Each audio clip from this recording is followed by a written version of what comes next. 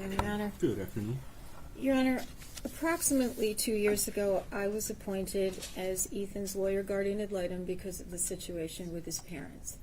I have been in a unique situation in the sense that I have gotten to know him as an individual from that day forward.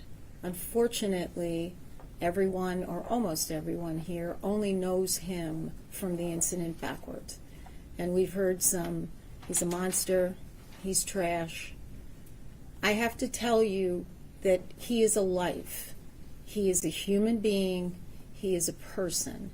And as an appointed attorney for the last 33 years, one of the things that I've learned through that practice is no matter what a defendant has done, they are a human being. They deserve respect. They deserve representation. But I don't lose track of the fact that they are a human being. And he is one. He was 15 years old when this occurred. I don't believe anyone on the defense side, including Ethan, has diminished the act that he did. No one. He has never diminished that. He chose to plead, and here we are for sentencing. He did not want anyone to have to go through any more than they have to. But he is not the same person that he was then. I have discovered that he is a bright young man. He is an artist. He is an historian. And there have been days where I have been oblivious of the fact that I have sat in the little cell in I Block for 3 hours just talking to him.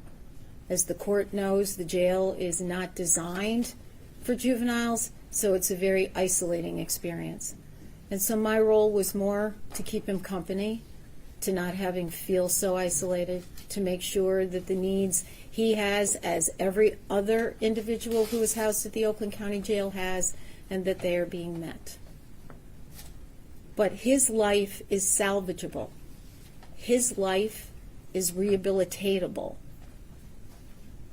There was a book that I know is referenced during these proceedings, and I believe in the parents' proceeding as well. And it is written by Gillian Peterson and James Densley, both PhDs. And the book, the title is The Violence Project. And there was an interesting few sentences in there that struck me when I read it. They equated someone in crisis like a balloon full to bursting. When a balloon is inflated and stress or tension is applied, stretching the body over the air, the bigger the balloon gets, the more likely it is to pop. A fully inflated balloon becomes so fragile that it must be handled carefully or it will break. Prosecutor McDonald said there was a lot of failures here. It doesn't diminish what he did, but there were a lot of failures that someone could have deflated that balloon a bit that could have potentially prevented this incident of occurring and us being here today facing the decision that you have to make. But to me, his life is worth salvaging. His life is worth rehabilitating. And as I know the court knows, all the lawyers in this room knows, that you have to fashion a sentence that is punishment, deterrence, protection, retribution, and rehabilitation.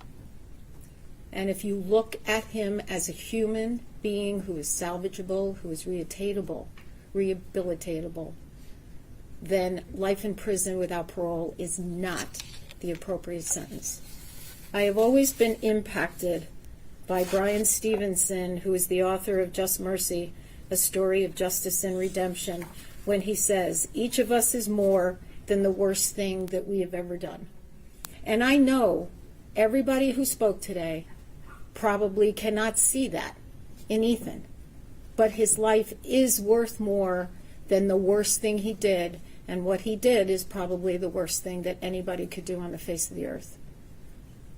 But I care about him. I know his team cares about him. and his life is worth not life in prison without parole, but is worth a term of years. And I ask you to sentence him to a term of years. Thank you. Thank you, Ms. McKelvey. Ms. Lofton? Ms. Hopp will go next. Thank you. Very briefly, Ms. Hopp, because I know that you all, I don't want your arguments to overlap, and so I'll listen to arguments, but go ahead, Ms. Hopp. Good afternoon, Your Honor. Good afternoon. My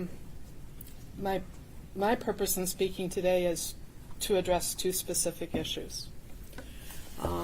First is the issue of making bombs for Hitler. I first became aware of this book because of media reports. As recently as Your Honor's opinion has mentioned this book because it was Ethan's favorite book.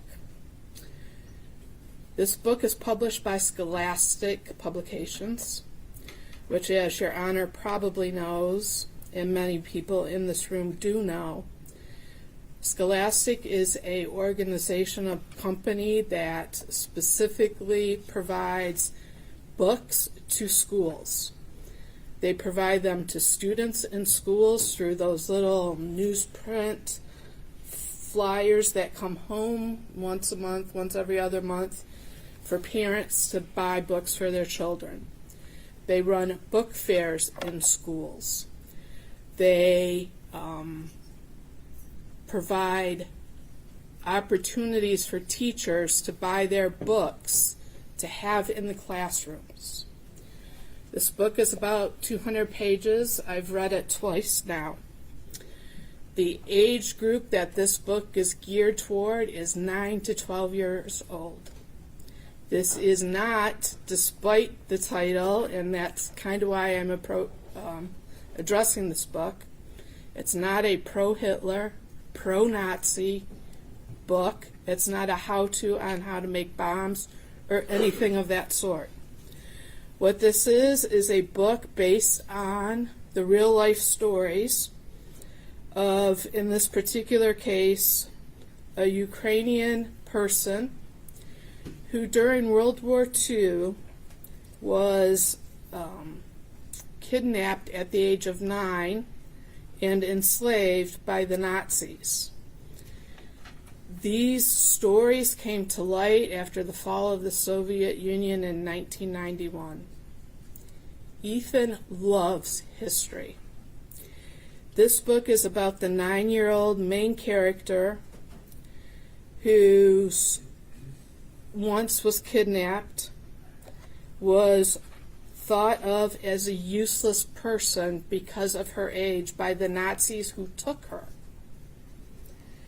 She went on to arrive at the first work camp where she was enslaved, to be treated as, referred to, and called as subhuman solely because of her ethnicity, being Eastern European. It follows her as she worked in the very brutal slave labor camps, as first in the laundry, then because of her, and I use quotes for these, deft tiny hands, attention to detail, and patience, was moved to the metalworks building of that work camp. At the metalworks building of that camp, they prepared the bombs that the Nazis used. Her specific job was to load those metal bombs with gunpowder. She and the 5 other girls, because they were all maybe 15, 13, 11, 9 years old, came up with the idea of replacing the gunpowder with the dirt around their work facility in order to purposely sabotage the bombs of the Nazis, because they were anti-Nazis. They were hoping for the day when the Allies would free them not only from Hitler, but from Stalin and his force or influence over the Ukrainian citizens. This is one book in a set of 3, each from a different perspective. This particular young lady had a younger sister whose life was very different. At the end, when the war was over, this book, as well as the second book, who's about a friend of hers from the camps, talk about going from camp to camp, looking to reunite families, and how they did that with messages. It also indicates that they weren't able to successfully return to their country of Ukraine or Russia, because under Russian law, at that point, Stalin considered them Nazis because they had worked in these enforced, enslaved labor camps. It's actually a very captivating series, and even as an adult, I enjoyed it. And I'll disclose I have a major in history, so history is also close to my heart. I can definitely see why, as somebody who enjoys history, Ethan would have liked this book.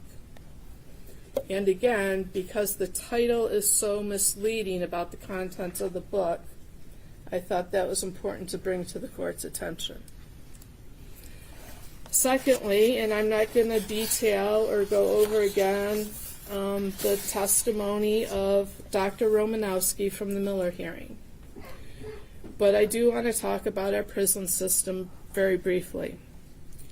The goal of our prison system is punishment and rehabilitation, and we know that because there are cells with doors that lock, but there are also programs. There are education opportunities, employment skills programs, job training programs, counseling programs, and even programs geared toward re-entry into society. There is a parole system, which Dr. Romanowski talked about, and I want to fill in a couple of blanks there.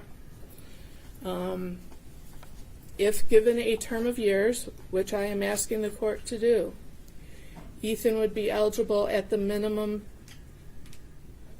number of years for parole.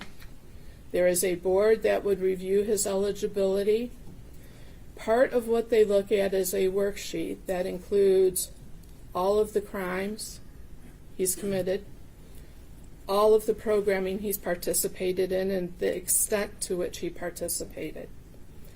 It takes into account tickets and discipline that he incurred, if any, in the system, his mental health, and they also calculate the statistical risk of reoffending.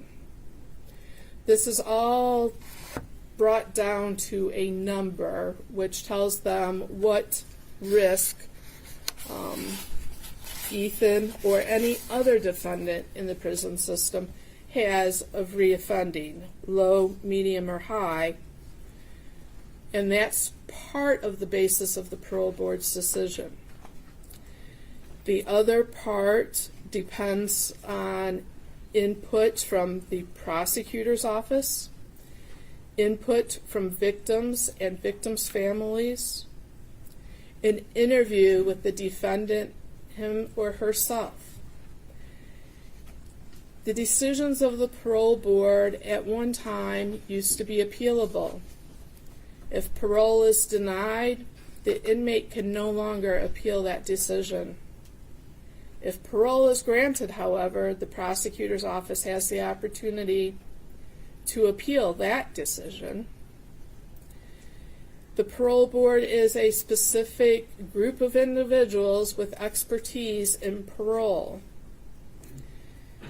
If a defendant or if Ethan has not been rehabilitated, parole is denied. And as Dr. Romanowski testified, in a situation such as Ethan's, it would be denied for probably a period of 5 years. There could be a situation where, depending on Ethan's participation, that he may be eligible for parole within the lower numbers if he were given a term of years. It could also be a situation where, depending on the parole board, he would not until he hit the maximum period sentence under a term of years. Considering the period that is currently under law, 60 years, plus the 2 years he would have to do as a felon using a firearm in the commission of the felony, he could be in prison for 62 years under the term of years Your Honor has as an opportunity or an option to impose today. That would put him at around age 77. So even a term of years is a very, very lengthy sentence and may likely be a life sentence. But what it does do is give Ethan the opportunity to demonstrate to everyone that he can be rehabilitated, that he is redeemable, and that he can make amends and contribute in a positive way to society upon his release. I join the comments made by Ms. McKelvey, as well as I'm sure those that Ms. Lofton will make. The Ethan I met 2 years ago is not the Ethan that sits here today for sentencing. He has made remarkable progress in addressing his issues. That's not to say he doesn't have a ways to go, because he does. But that's to say he's demonstrated that he can change himself for the better. And for those reasons, I ask Your Honor to consider a term of years as opposed to life without parole. Thank you, Ms. Lofton. Your Honor, nothing that I discuss is meant to be an attempt to take away from the pain and loss that we just heard about. The pain is palpable, it is real, and I don't mean to invalidate that with my comments. But as Ethan's defense attorney, my job is to tell this court what I know about Ethan and what I believe the sentence should be. We submitted a lengthy sentencing memorandum, and I know the court takes time to review all that, so I'm not going to repeat everything. But due to the gravity of this decision that the court will make, I want to highlight a few things. I would first like the court to know that Ethan is supported today by his aunt, who came in from out of state. Also, a number of juvenile lifers were here this morning, but had to return back to work. I know that the court reviewed the letters that we submitted, and we ask that you continue to consider those prior to sentencing. I first met Ethan on December 4th of 2021. That day, I met a broken, an extremely sad, and hopeless kid. He didn't look up. He didn't make eye contact. He barely spoke. In the first few months, I wasn't sure that we would actually make it to sentencing. He was depressed and still suffering from the mental illness that he came in with. After being arrested, he never saw the news or social media or the vigils that were held. He committed these acts and then was locked in a vacuum.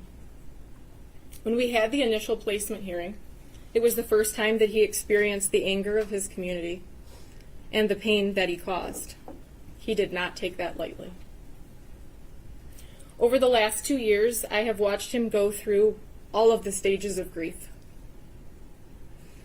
Ethan has never bragged about what he did. Ethan dreaded in court hearings because, unlike what has been said about him and what he wrote in that journal, he doesn't like attention. After being on medication and seeing a psychiatrist for 2 years, after having upwards of 175 visits with me, visits from Miss Hopp and Miss McKelvey, after talking to his aunt weekly, reading the Bible, reading novels, and spending so much time in solitary confinement, he is a different person. He has already made so many changes, and he is remorseful.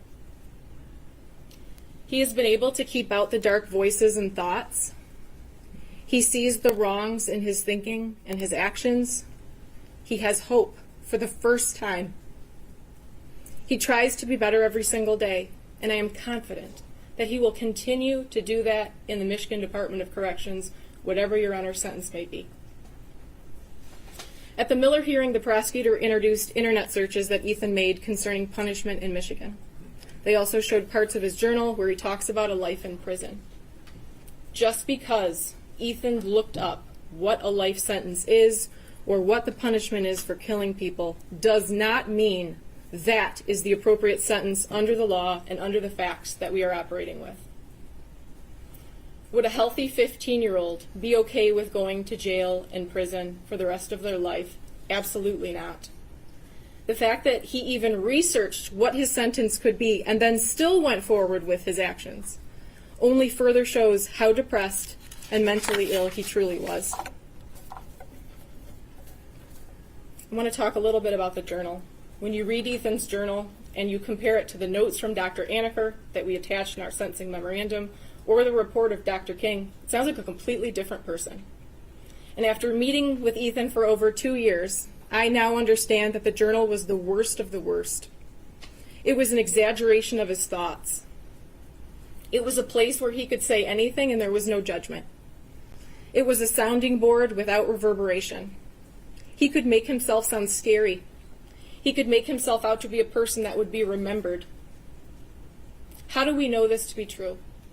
We can look at the internet searches leading up to November 30th. We can also look at the step-by-step description of what was going on in his head that he gave Dr. Anaker. A few examples of the searches within a week or two of November 30th. Should you do something that scares you? What happens if you have depression and anxiety? What causes mental illness? Can you get in trouble for not doing homework? Am I a sociopath? Can hormones make you have bad thoughts? How to tell your doctor that you have depression? Can a therapist tell your parents? How to tell your parents you have depression? He was still trying to figure out what was going on with him. He acknowledged that something wasn't right, but he did not have the support or the connections with adults that could help him. So while just reading the journal and listening to his video the night before could leave you with the impression that this was a master plan that had been crafted for weeks without hesitation, I don't think the other evidence supports that. He struggled with his actions until the moment he came out of that bathroom. I want to touch briefly on the guidepost report, and I have never said that that report diminishes Ethan's culpability. Ethan pled guilty, not even no contest, and wanted to move directly to sentencing. Dr. Colin King, in his detailed report and while testifying, discussed implicit bias as a reason that the school acted in such a manner when dealing with Ethan. He came to this conclusion because nothing made sense about Ethan being sent back to class. We obviously, at the time of the Miller hearing, we were not privy to the inner workings of the district.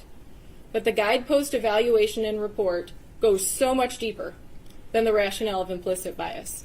The report says the school failed Ethan. The report found that the school should have conducted both a threat assessment and a suicide intervention assessment in light of Ethan's conduct, and he should not have been sent back to class. The report says they had a student with recent mental health concerns raised by a teacher who previously had mostly flown under the radar at a big school with poor grades, fair attendance, and no serious discipline history. A student who now on back-to-back occasions violates school policy, first by viewing bullets, and then by watching a video of a guy gunning people down. That raises a serious red flag, It's not a close call. Ethan's concerning behaviors and statements at the very least might suggest physical violence or a threatening situation. So why is this relevant in this case and at this stage? Again, this report is not offered as an excuse or justification. This report is not offered to minimize the gravity, but we argue that this report, combined with the other things that we have mentioned, should persuade this court to a sentence of a term of years. If the professionals didn't recognize that he was on the precipice of a crisis, how do we then expect a mentally ill 15-year-old kid to be able to recognize that he was spiraling and come right out and ask for help? How can we expect a 15-year-old boy to tell a counselor that he had no relationship with his deepest, darkest secrets, the thoughts that took over his mind? Finally, I want to discuss rehabilitation. Montgomery versus Louisiana. While a sentencing court might encounter the rare juvenile offender who exhibits such irretrievable depravity that rehabilitation is impossible and life without the possibility of parole is justified, this penalty will be uncommon because of children's diminished culpability and heightened capacity for change. When there is no evidence that the defendant could not be rehabilitated, there is no reason to conclude that the defendant, like the great majority of youth, lacks the capacity to change and mature. People versus Taylor. No one has a crystal ball.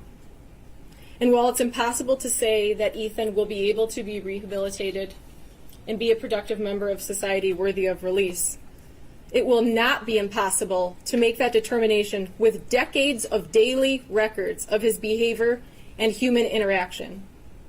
The parole board can evaluate everything that you do not have at this point to determine if he is rehabilitated.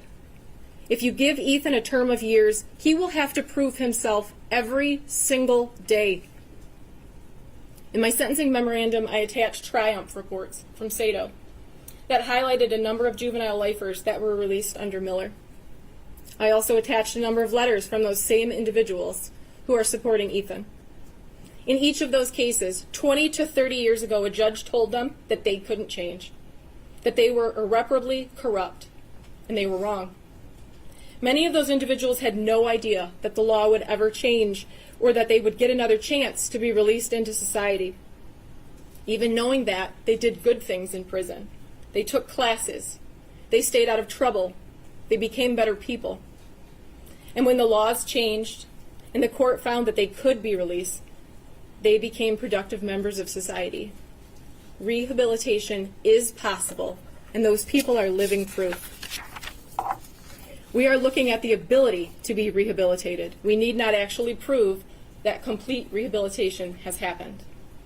He has participated each week in therapy and is on medication by his own choice. He has taken those initial steps to change. Ethan Crumbley is not the rare juvenile offender who exhibits such irretrievable depravity that rehabilitation is impossible and life without parole is justified. Your Honor, we ask that you sentence Ethan Crumbley to a term of years. Thank you very much. Thank you, Ms. Loughlin. With that,